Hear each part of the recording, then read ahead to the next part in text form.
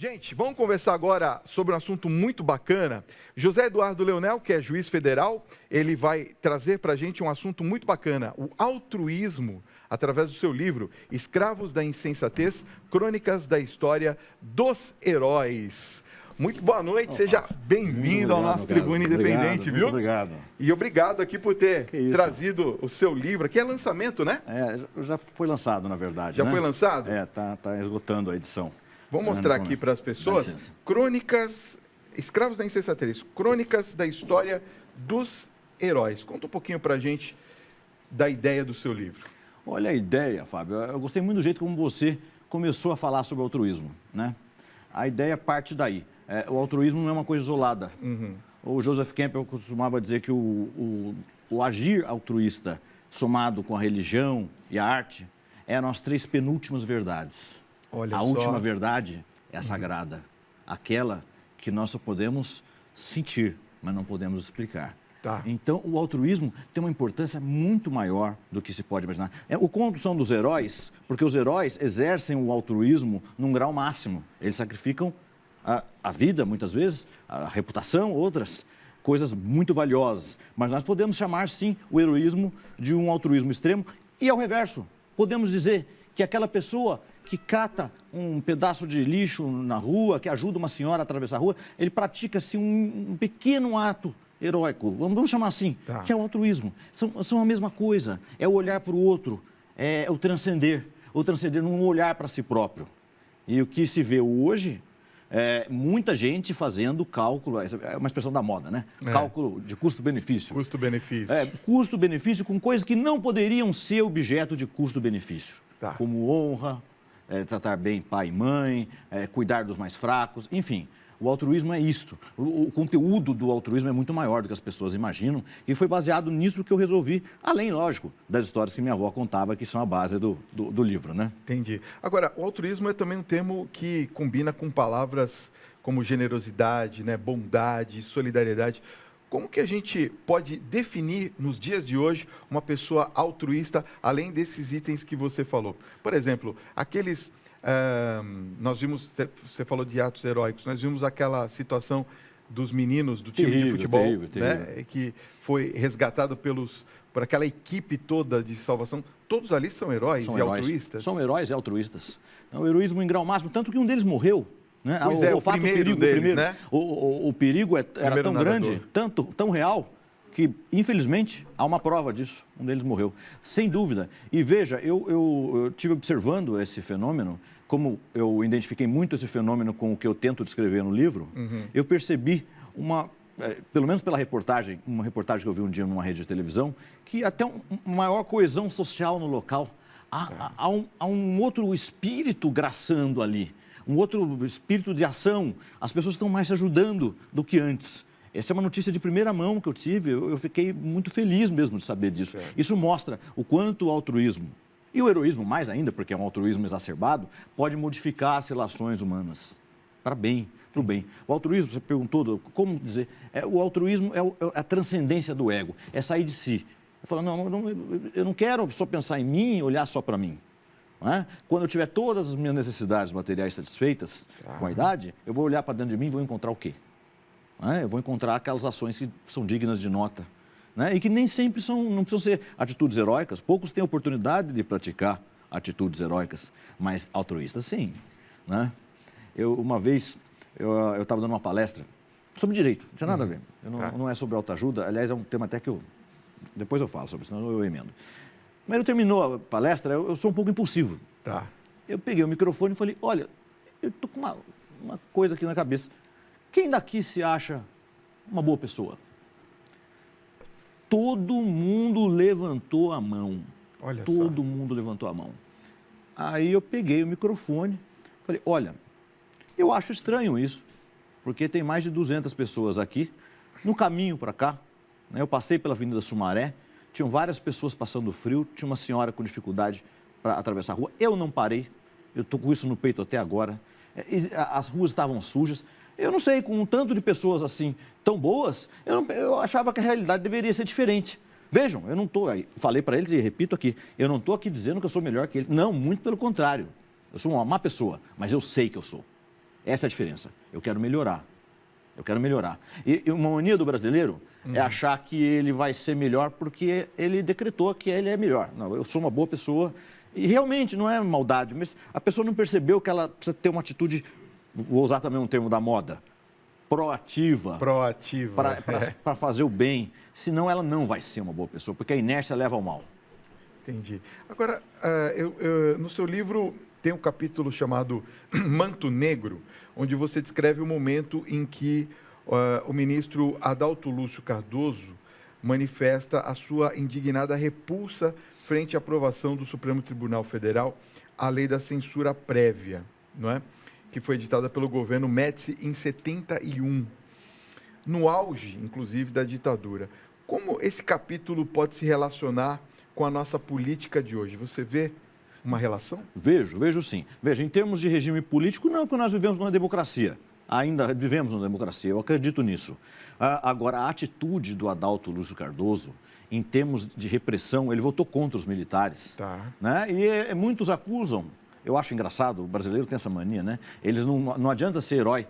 Ainda tem que ter mais, tem que ter, não pode ser teatral, tem vários requisitos. Quando a pessoa desenvolve um ato heróico no Brasil, ela é logo taxada de ególatra. Pelo contrário, olha o que aconteceu. Ele votou contra, foi 10-1, ele foi o único voto contra. Não contente com isso, ele ficou revoltado, arrancou a toga e arremessou no plenário. E pediu exoneração do cargo de ministro do Supremo Tribunal Federal, morreu 3 anos depois na miséria, dependendo dos filhos, num apartamento no Leblon. Puxa. Ele pagou o preço. Esse é herói, com H maiúsculo. Agora, o que acontece? Como ele foi um sujeito que apoiou o golpe de 64 no começo, então o pessoal da esquerda detesta ele. Como foi um sujeito que foi contra os militares depois, então o pessoal da direita detesta ele. Ele é um cara que não é lembrado. E minha avó contava essa história para mim. E eu fui nos anais do Supremo, fui verificar, Evandro Lins e Silva confirma isso. Falei, meu Deus, eu tenho essa oportunidade de trazer essa história, mostrar para os brasileiros, olha, que grandes brasileiros existiram. Ele é um exemplo, Fábio. O Adalto é um herói, com H maiúsculo. O cara é um grande herói. O sujeito capaz de abdicar do maior cargo da nação, porque, preste atenção, o cargo de presidente da República é muito importante, mas ele dura 4 anos. O do Supremo, não. É até 75 anos. Ele abdicou disso, ele abdicou de todos os benefícios, de tudo. Morreu, repito, na miséria, ajudado pelos filhos. Certo. Então, eu acho que isso tem a ver, sim, porque é um guia moral. O Adalto Lúcio Cardoso é um guia moral. Nós temos a sociedade necessita de heróis, porque os heróis conseguem condensar ao redor deles um grupo de atitudes morais que conseguem refletir o que a sociedade espera deles. E nós temos poucos heróis, mas isso é ilusão, é que muitos não são contados. Então, eu fiquei muito feliz de contar essa história do Adalto Lúcio Cardoso. Tem gente que fala mal, eu já vi críticas, inclusive, mas foi um gesto teatral. Mas e se foi? Ué, foi um amigo meu que falou isso. Você faria? Não. Então ele é herói e você não. Ele perdeu o cargo, né? Eu também faria esse gesto teatral, porque ele teria sido premeditado. Que fosse. Tá. Não tem importância. Eu acho que se exige demais do herói. Não, então ele tem que ser um monge tibetano. Não, o gesto foi teatral? Foi, mas foi lindo, né? Por isso que é o manto negro. O manto negro é a toga que ele arranca, ele se despe da condição de juiz porque ele fica com nojo daquilo. Ele sente asco. Agora, nos dias de hoje, né? Como é que a gente enxerga essa nossa política de hoje? Será que está faltando gestos assim como esse, altruístas, para que as pessoas, virtuosos, né? Para que as pessoas possam enxergar de verdade que as pessoas que estão pleiteando um cargo no governo, um cargo executivo, de verdade estão do lado da população? Mas não tenha dúvida alguma. Veja, a falta de atos verdadeiramente altruístas, talvez as pessoas às vezes não tenham chance, mas muitas têm e deixam passar. Agregam remuneração aos seus salários, legislam em causa própria ou julgam em causa própria. Não estou tirando o judiciário dessa, não. Tá. Não, estou colocando todos os 3 poderes. Falta um exemplo, falta contemporâneo. Mas pelo menos, no mínimo eu vou fazer minha parte. Eu vou lembrar aquilo. Eu vou falar um negócio para você. Se minha avó não me contasse dessa história, eu nunca saberia. Olha só. Então, ela era uma historiadora. Então, quando eu falo que são histórias que minha avó contava, sem querer desmerecer ninguém que tem a sua avó que conta histórias à beira da cama, mas minha avó era uma historiadora da pesada. Então, as histórias que ela contava eram histórias... no fundo, ela queria passar para mim uma escala moral. Eu acho que ela conseguiu. Eu me considero um ser moral. Eu quero melhorar. Tá, entendi. Agora, além da carreira jurídica, o senhor é apaixonado por história, como o senhor falou, né? E é leitor de uma biblioteca pessoal de mais de 5.000 títulos, é verdade? Na verdade, são 4.800. Poxa, mas já são quase 5.000 títulos. Eu herdei muita coisa, né? Nesses 4.800 títulos, quais são os destaques que você poderia fazer? A literatura, eu gosto muito de literatura, né? Eu sou fascinado pela história e pela literatura. Tá. Não pela ordem, eu acho que pela literatura mais Primeiro, ainda. Então, desses 4.800, mais de 1.000 são de literatura. Poxa, né? É bastante. Meu pai, eu pedi uma vez para ele uma lista dos clássicos, ele me deu uma lista de uns 300 livros. Né? Isso eu tinha uns 15 anos. Tá. Até hoje eu não terminei, não conta para ninguém, mas eu estou quase. E são livros, eu tenho todos os livros. Tá. Todos, eu sou fanático por leitura, eu leio com prazer intenso. Eu acho que tem alguns livros que são um pouquinho mais difíceis de ler, que a passagem para o século XXI está sendo muito cruel com a leitura, porque agora as pessoas só sabem se comunicar com mensagens muito rápidas e curtas, mas eu acho que ela irá prevalecer. Agora eu vou dizer uma coisa para você. Eu fui à Bienal, né, no último final de semana, e eu fiquei encantado, porque eu vi a Bienal absolutamente lotada. Mal dava para andar. O senhor estava lá? Vi lá. No sábado, gente, você não conseguia andar. A gente não conseguia andar na Bienal. Então, eu fiquei muito feliz dessa revolução. A leitura, de fato, na sua opinião, constrói o caráter e a opinião da pessoa? Constrói. Os dois. Eu vou mais longe. Eu não acredito em saber sem leitura. Tá. Né? Alguns políticos podem divulgar isso, eles podem ter algumas capacidades excepcionais que eu desconheço. Tá. Eu não quero entrar nesse meandro porque eu não desconheço. Agora, eu digo, de todos os seres humanos que eu conheci, aqueles que se tornaram mais razoáveis, mais, vamos dizer assim, que têm soluções mais ponderadas, são aquelas que leram mais. E outra coisa, ler o mesmo assunto sobre várias óticas. Porque a tendência do ser humano, até o contrário do Caligari falou um dia desse na Folha de São Paulo, o ser humano tem essa mania de pegar eu sou vegetariano, só vou ler, o cara só lê sobre vegetarianismo. Né? Não, lê coisas das quais você discorda. Você alimentar o espírito. Sem você alimentar o espírito, ele não vai para frente, Fábio. Eu acredito piamente que a leitura é a salvação. E eu fico muito feliz também, fiquei muito feliz na Bienal. Foi bom você comentar, porque eu também tive essa mesma impressão. Você esteve lá, né? E eu afirmo, a leitura ficará. Ela ficará. Já decretaram a morte da leitura da televisão na década de 50, depois você lembra dos 3 em 1? Sim. Agora decretaram por causa do smartphone. Vão ficar decretando e ela vai permanecer. Se Deus quiser. Ainda bem, né? Ainda bem. Isso é muito bom. Agora, a gente pode aprender com esses heróis, esses grandes heróis, alguns que nós conversamos aqui, outros que a gente acabou nem citando, mas os heróis da história, de que forma a gente pode condensar esses exemplos heróicos na nossa vida para nos tornarmos mais altruístas? Doação. A palavra-chave é doação. Tá. Lógico, ninguém está exigindo que se tenha uma doação dessa expressividade que esses heróis tiveram. Né? Tá. Mas eu acho que a doação é a palavra-chave. A doação sem esperar nada em troca, né? Que é o amor, né? É a compaixão. Compaixão é literalmente, a etimologia é sofrer com. Sofrer com. Eu acho que falta compaixão para as pessoas hoje em dia. E a cidade grande, infelizmente, ela tem trazido um isolamento cada vez maior entre as pessoas e falta de compaixão pelo próximo. Né? Quer dizer, a sair de si enxergar... Sair de si, essa é a expressão, sair de si. Você enxergar o outro, uma empatia, falar, nossa, é um ser humano como eu não o conheço. Né? Não estamos numa tribo mais, mas eu vou ajudá-lo, mesmo assim. Né? O senhor vê que há possibilidade da gente reverter esse quadro, já que estamos falando também de política, nessas eleições? Olha, sinceramente, eu acho que não. Com o quadro que está aí nessas eleições, talvez melhore um pouco. Eu acho o seguinte, que as coisas vão melhorando. Eu descobri uma coisa interessante. Eu fui fazer uma pesquisa um dia desse. Para fazer o livro, eu fiz várias pesquisas, não vou dar fora, né? Vou tentar cobrir. Eu descobri que a Suécia e os Estados Unidos, olha, me deixou escandalizado isso, na passagem do século XIX para o século XX, eram considerados 2 dos países mais corruptos do mundo. Poxa vida. A Suécia. Meu Deus, a Suécia é um modelo de... Né, o que acontece? 100 anos depois, nós vemos uma coisa completamente diferente. Então, eu acredito, eu sou um otimista, eu só não acho que a gente deve esperar um evento como essa eleição. Não, acho que aos pouquinhos, né, a roda anda devagar. Nós tentamos acelerar, às vezes, as pessoas bem intencionadas, mas muitas vezes elas não conseguem.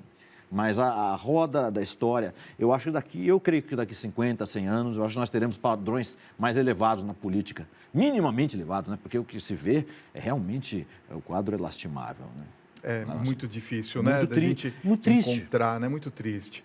Agora, até porque a gente não está falando, a gente está falando de altruísmo e as pessoas estão cada vez mais fechadas em si mesmo, né? Não se vê mais, não é? As pessoas cada vez mais fechadas em si mesmo. Como que a gente pode ser altruísta, José Eduardo, nos dias de hoje, sem a pretensão, ou seja, de uma forma que as pessoas não interpretem que nós estamos fazendo isso, por exemplo, com segundas intenções? Eu acho que o verdadeiro altruísta não se preocupa com isso. Não se preocupa? Não se preocupa. Um dos traços do verdadeiro altruísta, aliás, é não se importar com a visão do outro. Ele vai achar que eu estou fazendo isso por um outro interesse. Não importa, eu sei. Para isso é lógico que é necessário uma certa autoafirmação. A pessoa tem que ter uma certa autoafirmação. Claro. Não, eu estou fazendo por mim. Se a outra pessoa vai achar que eu estou com segundas intenções, e isso acontece, aconteceu comigo quando eu tentei, é deprimente, acontece, mas é um caminho. Um caminho nunca é fácil.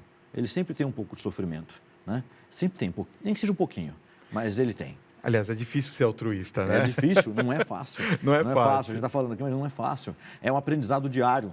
É um aprendizado diário. E outra coisa, né? Quando a gente observa, às vezes, na nossa própria casa, a gente já pode começar o altruísmo dentro de casa, não é?